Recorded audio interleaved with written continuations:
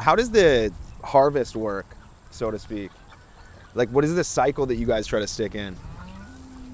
You know, it's a supply and demand issue. Yeah. We started our business all wholesale, which gave us a lot of flexibility in every way, except for, you know, that we're price takers when we're selling. Price takers meaning like whatever price they are going to offer, you got to take. Exactly. And so right now we really base our how many cattle we harvest on demand, and that's demand to our ranch stand and demand through the local markets and families that we sell to. We're harvesting about 3 to 5 beef per month right now. And you guys are selling through? I mean, we have periods where we're sold out and we have to put up a little sign, and I think that's part of the also just a small business, you know, learning the cadence of our customers, and we pivoted to this model a little over a year ago, so that's taken some time to figure out. Do you still play in that commodity market, like still selling wholesale that way, or what specifically drew you away from that? I think there were a lot of reasons why the commodity market wasn't good for us. Part of that was we do everything on borrowed money, and prime interest rates were really high.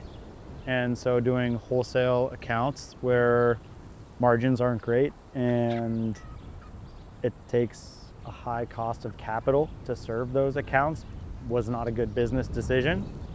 And so that sort of timed up with hiring and bringing on Ian here, a ranch manager who's got extensive experience in pasture management and livestock management, allowed me to not just do all the labor, but also to do some business development. So Ian was able to really take, you know, the reins here.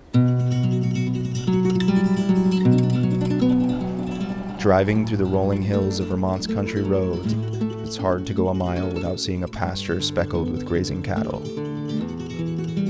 To the naked eye, these creatures are nothing more than a shining example of a state's dedication to producing sustenance and livelihood for its inhabitants. Another stripe on the flag of the American dream. The reality is a story of mutual aid, one that first-generation rancher Steven Schubart and his ranch manager Ian have dedicated their lives to.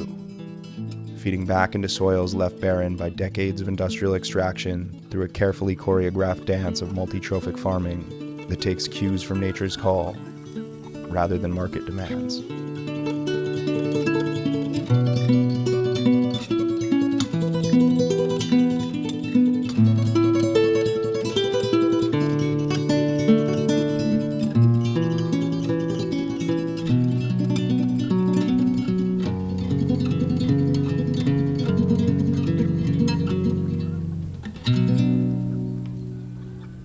You know, some people think of it as replacing the fertilizer on your farm. Like instead of buying synthetic fertilizer or even compost or something, we can buy some chicken feed and have them deposit the nitrogen out on the field. And it's because you're getting two different forms of fertilizer essentially, with the chickens picking out the grubs and worms that might be a negative feedback loop for the cows themselves in that pasture, and then they're also laying their own waste down, which is like a supplement to have both.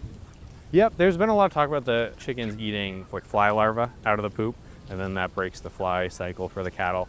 There's a really narrow window where those fly larvae hatch and then they can be eaten by the chickens. And sometimes that overlaps a little bit with the dung beetle activity in the patties on the field. So people intensively putting the chickens right behind the cattle can actually negatively impact your dung beetle population and some positive ones.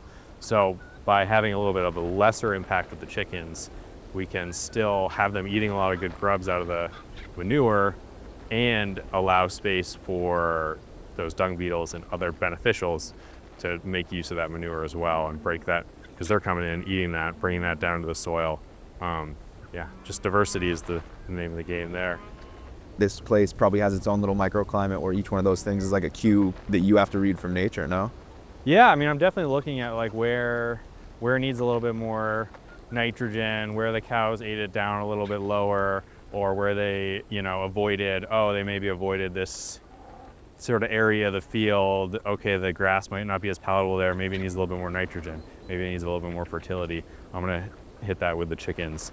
And then you see a different species mix and a different growth come back from that. Well, I should get this bale out to these cattle so they stop yelling at us.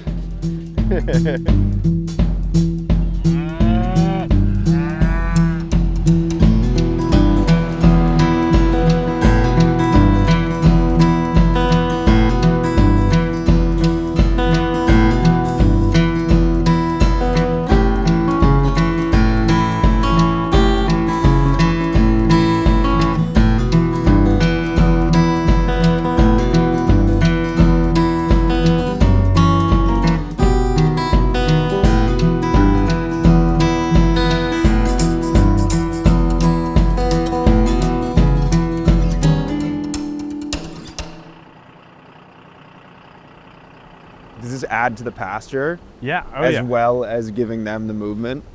Yeah, exactly. So we're spacing it out, like they've got this much room to all come in and eat the feed. The first benefit when you have a large herd, you can't have them all crowded around one bale. That's gonna have a lot of compaction around that bale. They're competing for it. And you get these like rings of like compacted soil that the grass doesn't want to regrow. So you spread out their movement, they get to pick through it more, everyone gets a bite, and then they leave residual hay, which you can see actually like this is the end of a roll of a bale. You can't even really tell that much, but you can tell there's a little bit more stemming material there, a little bit more manure in this area. So that's where they had been before. There's a little bit of residual hay. There's a lot of manure because they're hanging out. After they've eaten the bale, they're gonna bed down on that because it's gonna be a little bit warmer than the ground. I wonder what kind of mycelial activity you have in the soil. Is that something you guys look at? We haven't tested for it, but yeah, I know it's there. It's a different mycorrhizal community than forests. There are specific species of mycorrhizal fungi that live in grasslands. Yeah. I'm sure we have it. They're not very visible in the surface. You can do soil tests for them, but we're bedding in the pack barn with wood chips. Some of those we're getting throughout the summer and stockpiling. So they're like just sitting in a pile, wet wood chips.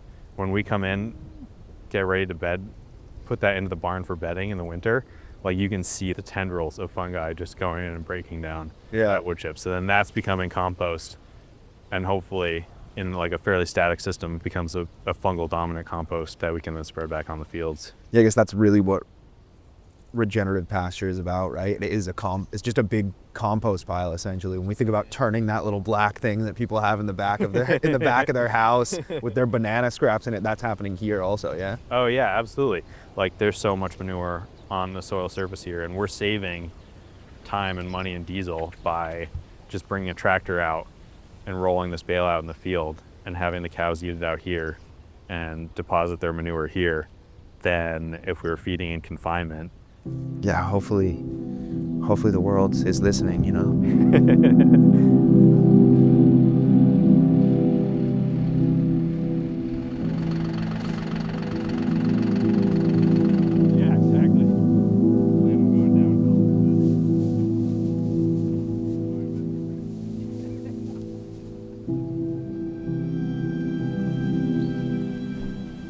some of the land management that indigenous people were doing didn't even look like agriculture to colonists, but was producing a ton of food. Like they were either burning undergrowth or managing grazing species, pushing them around the land in certain ways that kept land open and produced food.